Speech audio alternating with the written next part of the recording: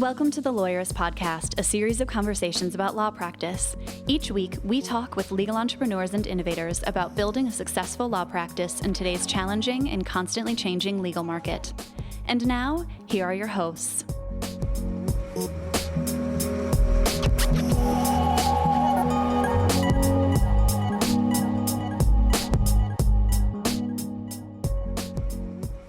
Hi, I'm Sam Glover. And I'm Stephanie Everett, and this is episode 259 of the Lawyerist Podcast, part of the Legal Talk Network. Today we're talking with Annie Grace about controlling alcohol. If today's podcast resonates with you and you haven't read the Small Firm Roadmap yet, get the first chapter right now for free at lawyerist.com/book. Today's podcast is brought to you by Smith AI, Rankings.io, Text Expander, and Back Office Betties.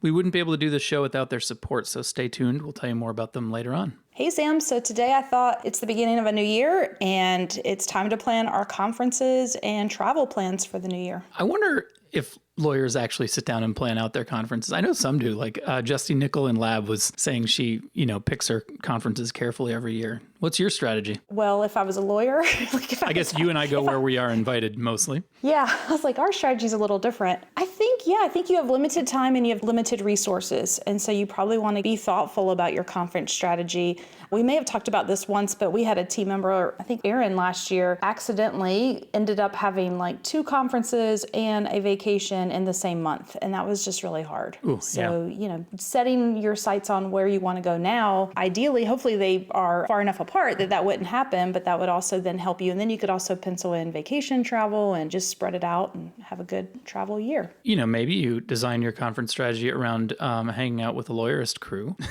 right? That would be fun. You are going to be speaking at ABA Tech Show this year. Is that in March? The end of February. Oh, the end of February this year. Okay. That's in Chicago at the Hyatt. What are your topics? Yeah, I'm super excited. I'm going to be talking about hiring and firing with value and culture in mind, and then also building a marketing budget and plan based on data and KPIs. Oh, very cool. Several of us will probably be at the Clio Cloud Conference, which will be September, October? In San Diego again. And in between, we will be doing 2 LabCons this year. Yeah.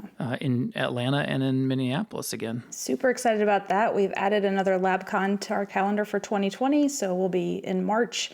And somebody asked me today who lives in Minnesota what the weather would be like in March in Atlanta. So I was like, I don't know, but it's going to be better than where you live, so you should just come. I don't know. March is in Minnesota is it's 3 feet of snow, and then the next day it'll be summer. It's always a crazy month. So I know. I feel like it's crazy everywhere, but it'll be a good time to come and, set your priorities. And for those who haven't heard, it's for our lab community when we do LabCon, but it's really not a typical conference or CLE because it's not a typical agenda with speakers. And it's more we get together and do design thinking and workshops and work on tools to implement in your firm and have a lot of fun. So the goal of LabCon is to send you home with a work plan or having made huge progress on a problem that you brought with you to LabCon. And it's something that people come back to again and again because it's like a mini accelerator for everyone who attends. It's pretty cool. Yeah. So when you're thinking about conferences, that should probably be a piece of it. What's your goal for the conference? Why are you going? Mm-hmm. What do you want to get out of it? There's obviously social aspects and networking aspects. And some people go because they know their potential clients will be there. Like if it's not a legal industry, mm-hmm. I think that's another thing that we probably should encourage people to do more is get outside of legal and consider learning what other businesses are doing and what you can pick up from them. And I think consider how you can develop your skills through your conference attendance or in other ways. If one of your goals is to learn more about a thing, whether it's relevant to your practice or not, find a way to get to a conference about it. That's where sometimes the magic happens. So, yeah. And if you want to put LabCon on your schedule and you're not yet talking to Stephanie and Jennifer about joining Lab, do that.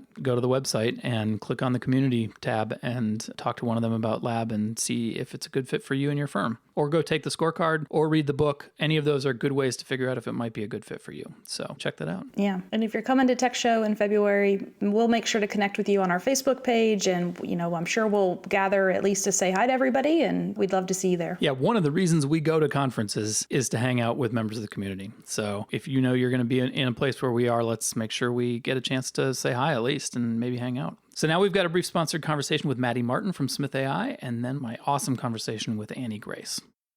I'm Maddie Martin, Head of Growth and Education at Smith AI. We are a virtual receptionist and web chat service serving small businesses across the U.S., and we primarily serve solo and small firm attorneys. Maddie, thanks for being with us again. You were pointing out to me something that is obviously an issue, which is, when I talk about where the future of law is going, where the present is, we often sort of do the recitation of startups like, your clients are expecting the kind of service that they get from Uber and Amazon and on and on and on. They're expecting the kind of quality that Apple delivers. And yet, as you point out, like, how in the world is a small firm supposed to compete with these massive, well-funded, rich, multinational corporations? How can a small firm do that? Shed some light on the issue there, and help us kind of see our way through to some solutions. Yeah, absolutely. I mean, the issue really is at the root of it that your consumers, your potential clients for your law firm,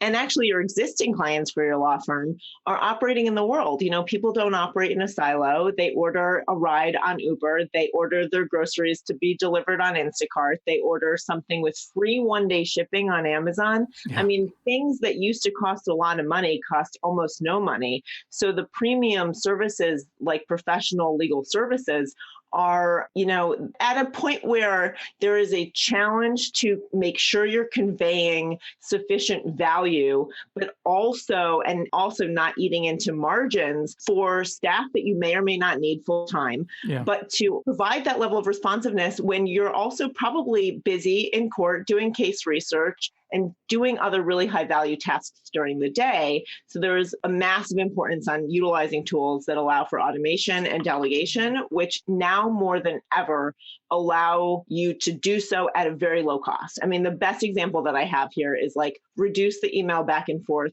by using online calendaring, because Calendly is free. Yeah, I mean, it's like there is so much instantness or even quickness, right? Like, Amazon at worst is a 2-day shipping for me. I can't get some lawyers to respond to me within 2 days, but I can get a package. I can get a couch delivered to my house in 2 days.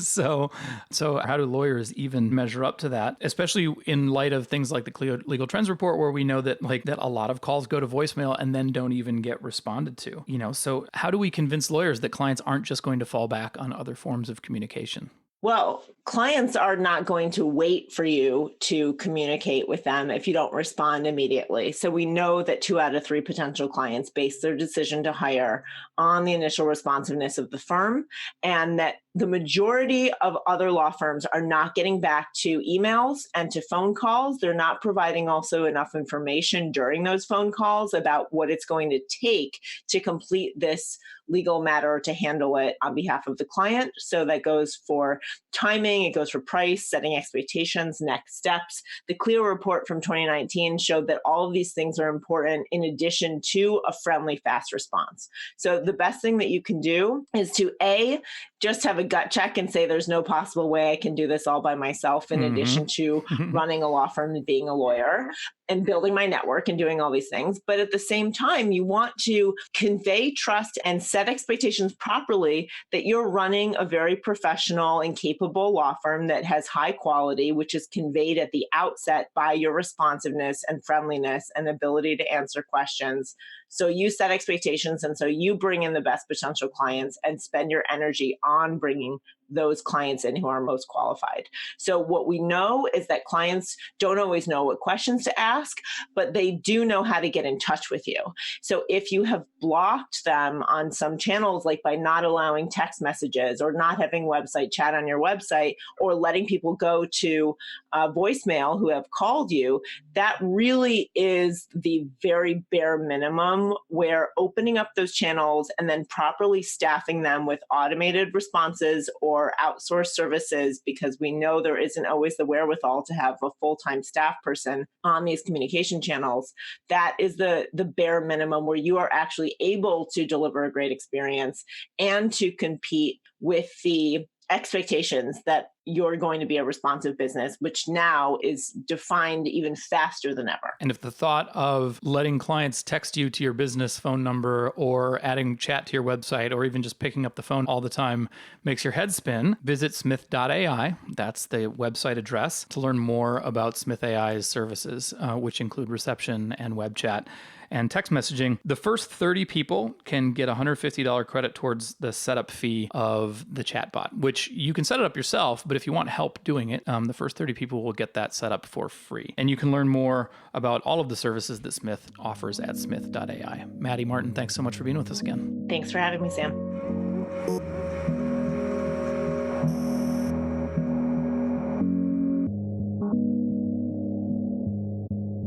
Hi, my name is Annie Grace. I am the author of This Naked Mind and The Alcohol Experiment, and really just want people to help, look at alcohol mindfully more than anything else. Thanks for having me. Welcome to the podcast, Annie. It's kind of been an interesting experience getting you on the podcast. I had no idea who you were until about 30 days ago, exactly, when one of our community members, Jennifer Longton, said you have to have Annie Grace on your podcast. And I found your materials. I started my own alcohol experiment.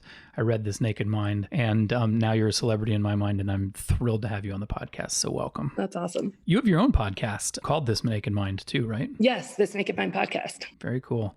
After I learned who you were and started investigating and reading, your name kept popping up more and more and more, especially among people I know who've had their own struggles with alcohol. You've helped a lot of people. That must be a really humbling and amazing experience. Yeah, it's mind-blowing, and definitely like, okay, this is happening with or without me. I'm just glad to be able to play a part, right? Do you know how many people have signed up for the alcohol experiment? It feels like thousands. Yes. Maybe tens of thousands? No, we've crossed 100,000. Just, wow. Yeah. That's really amazing. Well, good work, I guess. You probably don't need me to pat you on the back, but great work.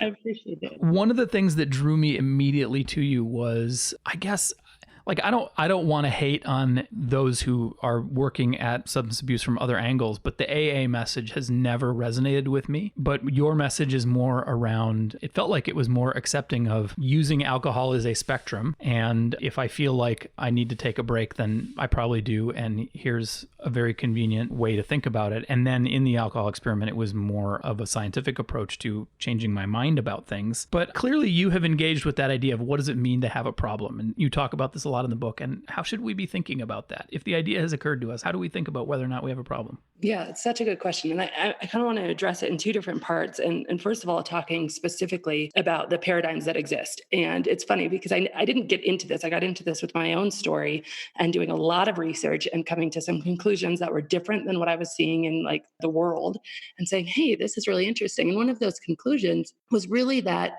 we don't use this all or nothing mentality with anything else. I mean, I can't think of anything else where 100% is success and 99.9% is like shameful, abject failure. Like it is if you have a drink after you're sober, quote, or if you're in recovery. And not only do we not use it with anything else, it isn't relevant to the majority of people. Mm-hmm. And so I started thinking like, well, what does it mean then to have a problem? Do you need to stop drinking forever? And the science says that most people don't. Actually, like according to the Center for Disease Control, 90% of people who excessively drink aren't chemically addicted. They're not clinically addicted. They don't need sobriety as their solution. And I'm trying to remember from your book, but there is such a thing as chemical addiction where like if you do have another sip at any point in your life, it will sort of wake your brain up to addiction again and you'll be addicted all over again. But that isn't the majority? No, it's not. It's only 10% of excessive drinkers. So it's a vast minority of people. And that really happens over time. Alcohol changes the brain to where you have fewer dopamine receptors and all that detail. And basically what happens is then, one drink after even 10 years of sobriety can get you right back into the pits of the pathways in the brain that were originally addicted. But most people, they just need a break. And sometimes even most people are on a spectrum. A total spectrum. Yeah. And actually the whole term alcoholic is not even recognized by the medical community anymore. It's called alcohol use disorder. And interestingly, it's 11 questions and it cuts to the heart of, do I have a problem? 2 of those 11 questions are these. Do I drink more than I need to get the same effect? And do I ever regret drinking, saying, oh man, I overdid it last night? And for me, in my profession, which is I was in the marketing advertising world, that was me and everybody I knew. Mm-hmm. But if I measured myself on that 11 question spectrum, answering yes to those two questions was really mild, but it Yeah. wasn't something I should necessarily ignore, right? I mean, it kind of feels like if you think you might have a problem, then you probably have something that is worth doing something about. Yeah, if you're asking, and I like to frame it like this. I like to say the question, we know that our brains are almost like computers, right? They give us the answers to the questions we ask them. Mm-hmm. And if you're asking the question, do I think I have a problem? The answer to that is either going to be yes or no, and it's either going to be stressful or not stressful. And the yes answer is going to be stressful. So we're going to want to, our brains are going to be biased to say no. And that's just how it's going to work. So I always like to say, well, what if we just asked a better question? Like, wouldn't that be more fun? Mm-hmm. What if we just asked, like, would my life be a bit better drinking less? Yeah. Would I be more productive drinking less? Would I be happier? Would I lose weight? Would I look better? How could it be? Like, what if we asked that question? Because then the yes to that isn't filled with anxiety. It's like, that's interesting. All right, maybe I'll give it a try. Yeah, I think your construction is a bit more of like, would you like to be drinking less and don't seem to be able to do that? If so, then like maybe it's worth addressing that. Yeah, absolutely. And just kind of even moving further and further back from the, if it is a spectrum and you imagine it on a spectrum and the end of the spectrum is kind of this rock bottom, your life becomes unmanageable. You have to, go and either get treatment or whatever the case is. How far back can we move this conversation? I mean, Mm-hmm.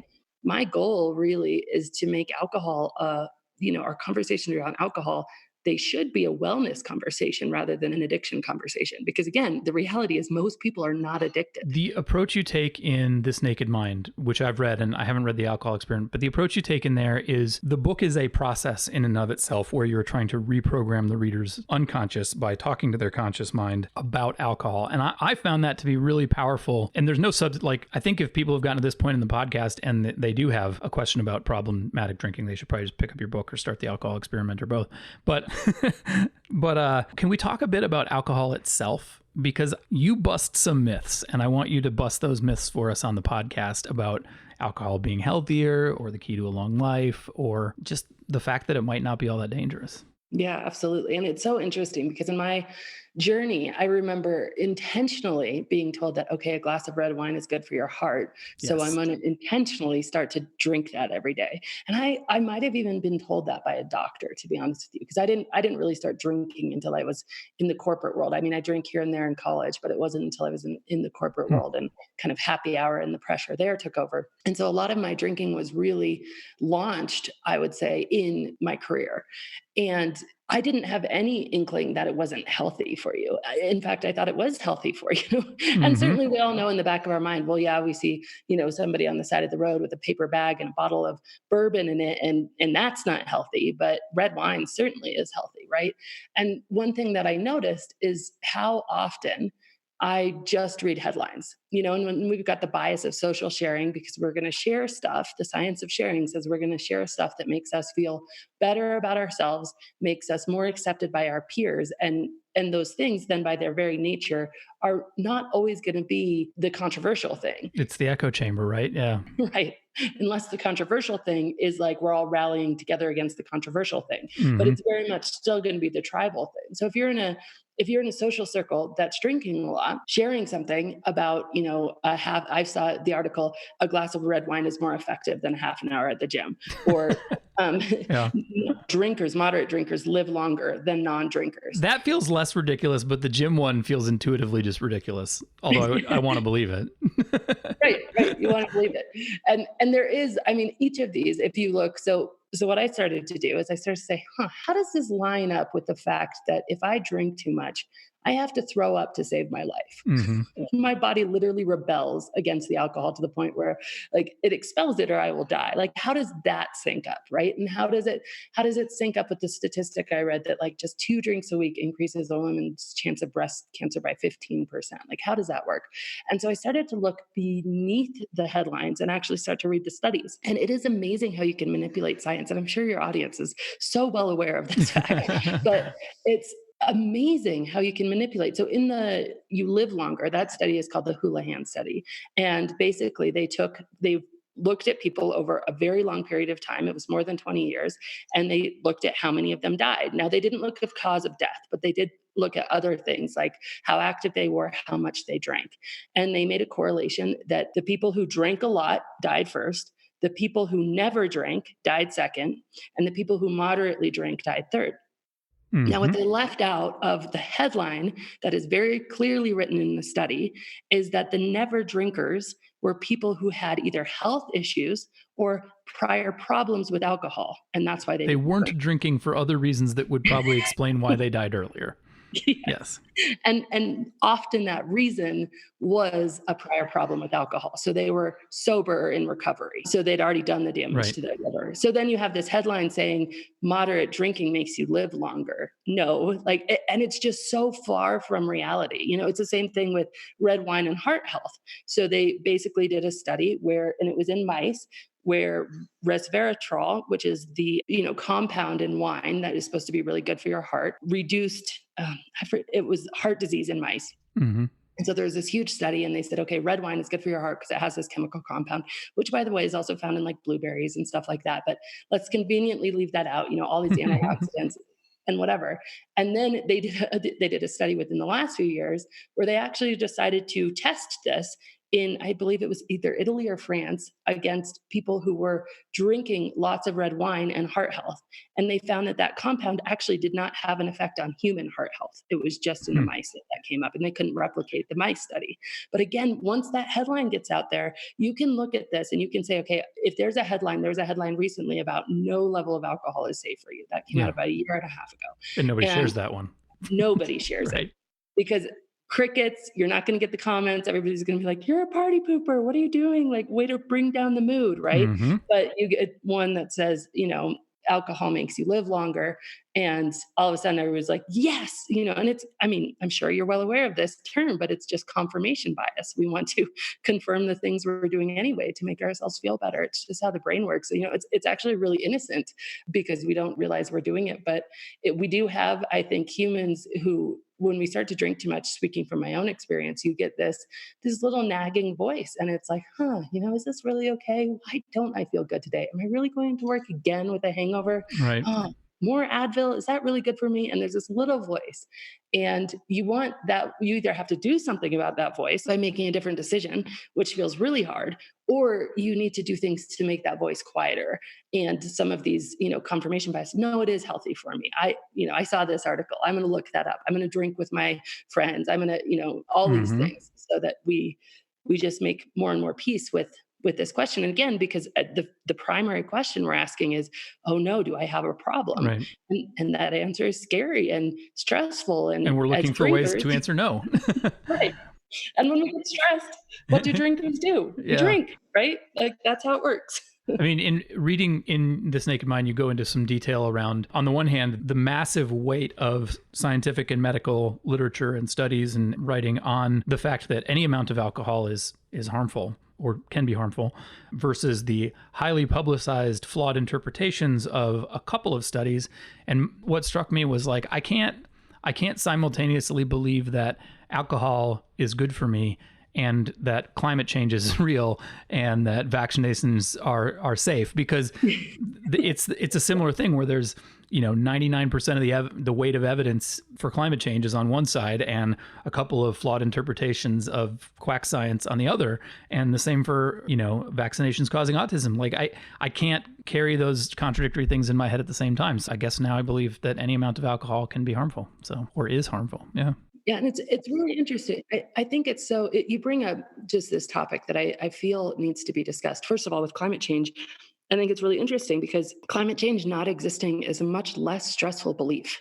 It is, that's true. Right? And alcohol being healthy when we're drinking it is a much less stressful belief. So our brains are naturally going to gravitate towards things that make us feel better in the moment, even if over the long term, they're not going to make us feel as good, which is really, really interesting. But it also brings up this idea of, okay, well, how can those things coexist? How can I say any alcohol is not safe? But then we live in a society where, look, let's be honest, there's going to be times where I'm probably going to drink. And choosing to not drink at all. Like, I don't really drink at all anymore. I haven't had a drink in almost 5 years now. But that is a very countercultural position right now. And especially when I was still working in corporate. I mean, I remember going on these work trips to like Brazil and London and Dubai and not drinking and just like blowing people. I remember being in Australia, not drinking, or in the UK, and people are like, what is happening? Like, it was so intense. But how can we, have those two things and have the tension between, okay, alcohol is dangerous in any amount, yet I'm still going to continue to drink? Because I think if we ignore that it's dangerous in any amount, we're not going to take a mindful approach to it. Right. But if we allow that it's dangerous, then drinking is going to become really stressful, and we might either drink more or, be frustrated, whatever the case is, or ignore the evidence that it is harmful. How can those things coexist? And I like to talk about this idea of, we do lots of things intentionally and mindfully that are risky. We get in our cars every day. My lawyer brain immediately went to, justifying wanting to drink by all of the other risky things that I do. Yeah, totally. Right. And I think that we get in our cars understanding that we need to wear our seatbelt. We understanding that we need to put it in 4-wheel drive. We take harm reduction precautions because we don't ignore it. And I think for me, if I could just, help people to not ignore it and get out of this paradigm where it's 100% or nothing, where I'm going to be all in as a non-drinker and totally embrace all the evidence, or I'm going to ignore it completely because it's painful. If we could just like almost have this new area of just being incredibly mindful, whether that's taking a break and looking at your habits, or whether it's, just having what I call non-negotiables, like a few different things in your head where like, I'm just not going to go there anymore. That's my non-negotiable. If I do, I'm putting myself in a little bit of a timeout. It's a longer break, just saying, okay, I'm going to do this, but I'm going to do it knowing the risks. I feel like we owe it to ourselves. I mean, we're more conscious. I had this crazy conversation. Sorry to go on a tangent. No, bring it. Yeah. I literally was sitting around with a group of girlfriends, and they were all drinking wine, and I was drinking a plastic water bottle. And one of them was like, those have BPA. Yeah. and I'm like, wait, what? Like, you're like, what? That's ethanol in your glass. Like, that's the same stuff that goes into your like car. Yeah. I can't even comprehend that you're drinking wine, but that's the level of us not right. saying, Let's level our understanding of the risk, basically. Yeah. And then make your decision. And there's no right or wrong decision, in my opinion. I know that's contrary to the traditional kind of recovery community, but like, in my opinion, there's no right or wrong decision, but go into it mindfully. Like, you owe it to yourself to do that. I mean, so like I said, I think I said it at the top to our listeners. So I went through the alcohol experiment, and today is day 30. So today's my last day. I read most of your emails.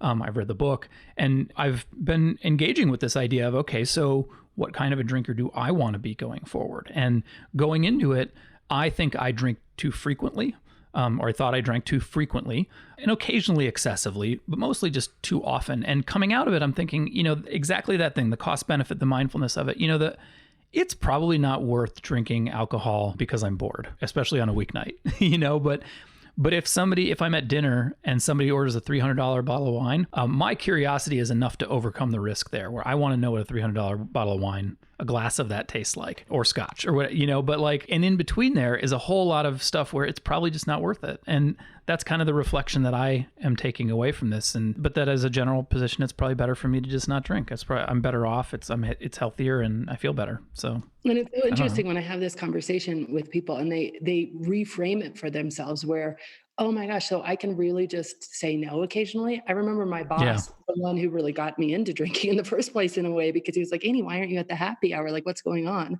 like, oh, I don't really drink. He's like, oh no, it's not about that. You got to network here. You got to show up for the big bosses who are in town from London. You got to be here. And I was like, okay. But right, I'll do that. Yeah. And I was dead serious about my career. So if I had to, learn how to drink to be, promoted, by all means, there was no snag for me about it, because again, it's not common knowledge that there is some risk there.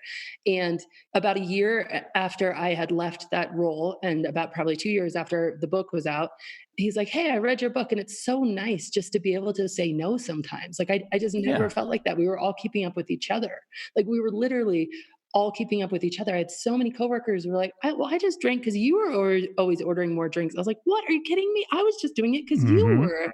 Like, I didn't want that eighth drink. I knew that was going to make me feel like crap. And, it was just so funny how we do, because it's unexamined. And like so many things that are unexamined, they just can fester and create this life of its own. I had another friend and she's like, Annie, oh my gosh, I feel like I've been going through my life accidentally drinking. I walk into a dinner party and somebody puts a glass of wine in my hand and I just drink It's it. default. Yeah. Like, yeah, there's not even any consciousness in it, which is why so much of my work focuses on bringing this stuff into the consciousness and then saying, okay, what do I really want? What's really, and without guilt, right? Yeah. Because it's so important. Like, it doesn't work.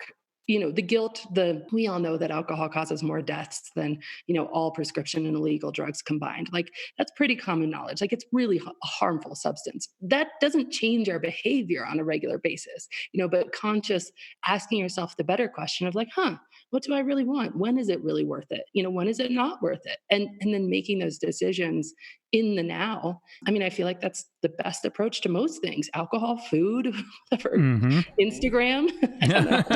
That makes sense. We are overdue. I got to take a quick break. And when we come back, I want to flip that and talk about how those who drink can have better manners towards those who choose not to. So we'll be back in a minute. Support for today's episode comes from Rankings.io, a search engine optimization agency working exclusively for personal injury law firms.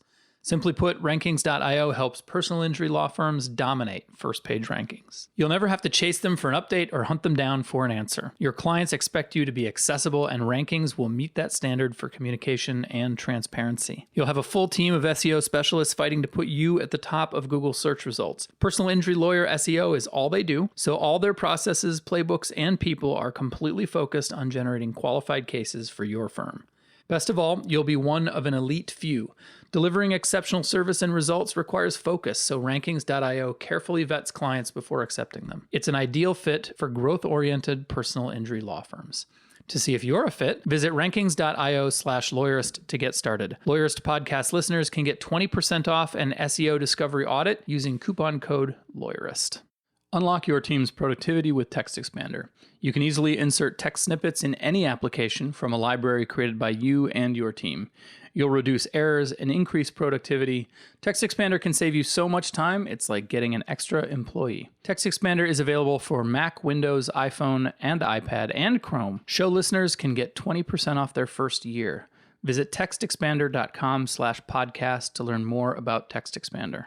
Support for today's episode comes from Back Office Betties, the only virtual receptionist company exclusively dedicated to small law firms that offers unlimited calls. Betty's boutique service boasts customized call handling and virtual assistant services provided by highly trained, relentlessly friendly team members ready to help grow your firm even when you're out of the office. Visit backofficebetties.com/lawyerist to get a free 1-week trial and use the promo code podcast to receive $150 off your first month of service. So we're back. So Annie, as I was reading about the challenges in your Facebook group, in your emails, in the book, about how challenging it can sometimes be to be the non-drinker in the room and reflecting on the conversation we've been having, it strikes me that people who are drinking could bear some of the responsibility to have a better attitude about those who choose not to as well. Like what are some good manner best practices that the drinkers in the room can have? It's such a great question because again, it's so innocent. I mean, it's so full of just lack of examination. I remember saying constantly that I just didn't trust people who didn't drink, I have said that and I am ashamed of it. Yeah. And I was like, and I just really felt that was true. I mean, if they're not willing to have one or two and really say what's on their mind and all this stuff, I just wasn't going to trust them or whatever the case was. And I think that it's so funny because if you take a step back and you look at it, there's this great comedian that I saw, and he's basically he doesn't drink, and he compared it to not eating mayonnaise. And he's like, yeah, what if I walked in and I was like, no, I don't want any mayonnaise. And people are like, oh my gosh, do you have a mayonnaise problem? I don't think we can hang out anymore. Like, yeah. Oh my God, you're a downer on this. Yeah. Yeah. Do you want me to do you not want to see the fact that I'm putting mayonnaise on? Do you not want me to use mayonnaise around you? Like what's the, and so I think really just making it a non-issue, you know what I mean? Like if someone says, I think the point where the etiquette goes wonky, again, very innocently, is what do you want to drink? Oh, I'd love an iced tea. Oh, are you sure? Wait, right. Just don't say that. Are you not drinking? Yeah. I remember the first time I was on a business trip in London and I didn't prepare anybody. And I remember talking to like my husband and being like, should I tell people ahead of time? Like, of course you overthink it as the person in the room who's not going to be drinking. You overthink it. And he's like, no, it's not going to be a big deal. Just go into it. It's no problem. And so I walked in, and this coworker, Danny, she said, hey, Annie, do you want to drink? And I was like, no, thanks. I'm just going to have whatever. And she's like, wait, are you pregnant? And I was like, no. And she's like, well, are you sick? I'm like, no. And she's like, well, no, what's happening? What's going on? And she was so almost aggressive. You said drinking is the only like drug that you have to explain why you don't take. Right. And so if we could just, as an etiquette, just like, don't make anybody explain it. Just that would go so far, Just and then chill. Just chill. One of the reasons that I said, I'm trying to avoid making sweeping pronouncements to myself or to anybody else about my takeaways from a 30-day experiment with not drinking. But one of the things I found compelling in your book was you talk about, okay, so you're wondering what your future is going to be. Let me talk to you about moderation. And I found it really compelling. You argue that moderation is harder than drinking or not drinking because you actually have to kind of obsess about the fact that you're not drinking. It's like going on a diet. All you can think about is the thing that you don't have. Yeah, moderation is a lot like being on an alcohol diet. Mm-hmm. And so how I differentiate this in The Alcohol Experiment, which is the more recent book, so I think it has a little bit of updated thinking, but I differentiate it between like liberation versus fixation.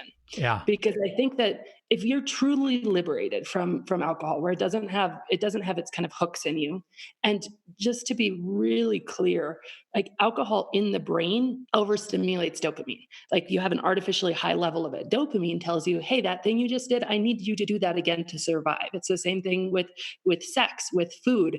It's like a dog. It's like click training for dogs, right? Absolutely. And so the dopamine is the clicker. Exactly. We have this idea that if alcohol gets its hooks in me, somehow it's my fault. Mm-hmm. It's, I'm just one of those people who just can't do it. And we've made this like dichotomy where there's these alcoholics and they're different than us and they're let's pity them. I'm so sad for them, whatever. But like, since you're a human and you have blood and flesh and bones and brain cells, like alcohol is going to react like alcohol does in your brain. It doesn't matter. And so drinking every single day and then stopping, it's going to make it a little bit hard, at least in the short term, for you to just easily give it up. It's just like sugar. You'll have a craving. Yeah. You're going to have a craving. And so we make that really wrong in ourselves, which is something I just wanted to mention. But yeah, it's not a willpower thing. It's a biological, chemical, mental thing. Yeah. Right. Yeah. It has nothing to do with you being strong enough or, good enough or not being, but we've made it all that. We've made people drinking too much. Like we don't have like cigarette-aholics or like heroinism. Like we're just like, no, cigarettes are addictive. I guess we do like potheads though. That's true. That's totally a fair point. That's funny.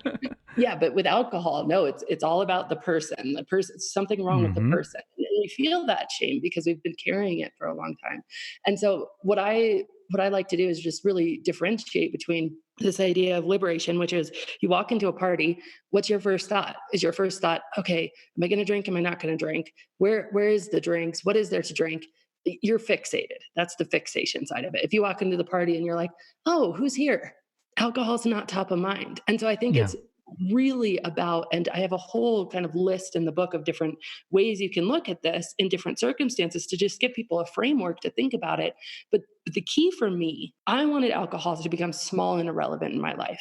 And I, like you, I do not make sweeping, I will never say I'm never drinking again for two reasons. Number one, I know how the brain works and the brain's going to go, whoa, that's too scary. I can't do it. It's forbidden fruit. Oh my gosh. So what I say is I drink whatever I want.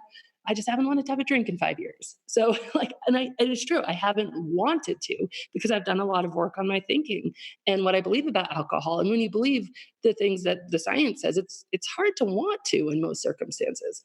And that's what my work is really centered on. But when you're fixated on it, it creates a huge amount of mental noise. There's a huge amount of back and forth. And am I going to, am I not going to? There's a huge amount of just thinking about drinking. Or I've always taken breaks to make sure that I can, but there was something different about this one because previously it's always been for a week or 2 or 3 or 4. It's I'm not drinking, right? That's the constant mantra in my head, basically. Yeah, the breaks without the mindset shift, which is what the alcohol experiment delivers that nothing else does, are literally creating the diet mentality. It's creating the forbidden fruit. It's, okay, 2 things come out of the break. 1, man, did I miss it? And 2, thank God I proved to myself that I don't have a problem. And Exactly. so both of those things exactly. accumulate into more drinking, ironically. And so, so I didn't want that with the alcohol experiment. With the alcohol experiment, you're 15 days in and you're like, I don't even think I want to drink. That's interesting. Maybe I'll never drink. Maybe I will. Who knows? I'm just going to play it by ear. And so it's really this fascinating giving you back all the power, because I'm just giving you the knowledge. I'm just taking this thing that's previously unexamined and we're going deep into examining it. And then you're making your own decision, again, based on, maybe I want to skydive someday. There's risk in that. Maybe I want to keep drinking. There's risk in that. But for me, the goal should always be, and again, it's about asking your brain a better question. The goal should be freedom. It is not free, in my opinion, to stop drinking and go to meetings every single day about drinking. And if people, that works for them and they need to do that, that is amazing and it's beautiful. And I support that 100%. In my life, that would not be freedom. Right. That would be giving alcohol more power than it even had when I was drinking it. And so for me, freedom is getting rid of the thinking, getting rid of the fixation, getting rid of the desire, so that it is small and irrelevant. So then, and that's what people report. Like, they're like, wow, if I want to drink, I have one. But if I don't, I'm not thinking about it. I'm not craving it. And I think if you are in the fixated part, if you are where it's taking up a lot of your mental energy to be like, am I going to, am I not going to, how much, when? I mean, I remember all of those things. Not going to drink until Friday. Okay, can do that. So I'm just going to not drink until Thursday. Couldn't do that. Okay, I'm just going to have one alcohol-free day. Right. I mean, you share these examples from your own background and as just general examples in the book and in the emails that I received through the alcohol experiment. And they just so resonate with me that I'll be like, I feel like I've had a drink every night for 5 days in a row. Maybe tonight I shouldn't drink. And inevitably in the evening when I'm tired and bored and my defenses are down, that crumples.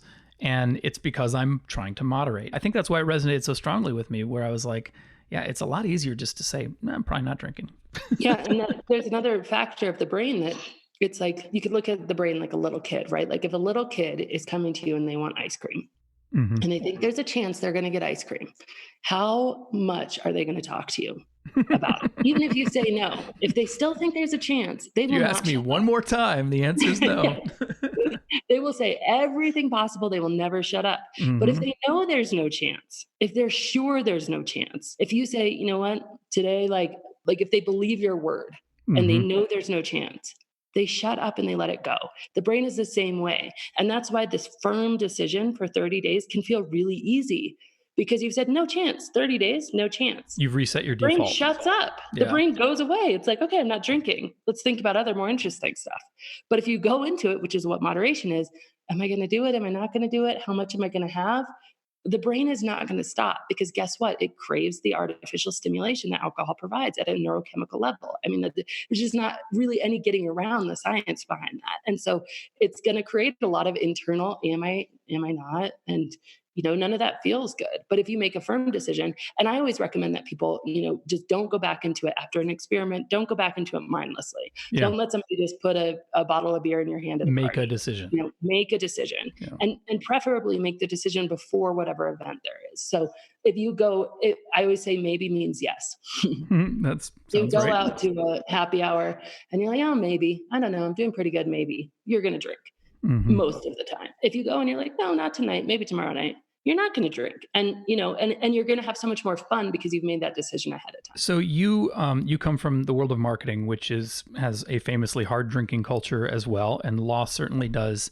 And we at Lawyerist, we put on events, we have conferences, we have meetups, we host things. And we have been trying to decide, like, what does it look like to change the culture of our profession or the world in general around how central we make alcohol to things. Because on that idea, like just putting alcohol front and center in an event feels like you're setting those maybes up for failure. What are some of your ideas or advice for how we can change the culture of the profession, the culture of socializing, the culture of networking, whatever? So I've been actually working with a young man at Stetson Law School about doing an alcohol experiment within the law school and kind of doing it as a voluntary wellness thing. And I think something like that, like within universities, and just providing it as, an optional thing where people could even do it as a fundraiser, get pledges for my 30 days or whatever the case is, I think could be really powerful as a very tangible thing. But I think the broader and deeper answer to that is, like all change happens, it happens with a minority, and not a minority that is sadly sober, as I like to say. I remember a friend of mine getting sober about 11 years ago, and she was the poster child for, oh my gosh, I never want to be sober because it looked so miserable. And she reports that she felt really miserable. And so I think when you feel like you have to give up alcohol because you've drank too much and now finally you're just going to have to do it, and bummer, like that gives the example of like, geez, that's not anything I ever want. Where on the other hand, if you come into a situation, you've had a mindset shift, you've decided this is a wellness conversation, you've decided, hey, tonight I'm not drinking, and you walk in there and you order an iced tea and you're laughing and having a good time, as you will, that really has a ripple effect. It is profound because, like I said earlier, we're all really keeping up with each other. And it's incredible how just one person doing something different proudly and with the right mindset of you're not in a, I don't get to, you're kind of like a vegan. Like, I don't want meat. I'm not like, pining over your hamburger because like I made my decision. Like, I'm proudly vegan or whatever the case is. You open up this whole other conversation. It's like, wow, that's cool. So how'd you do that?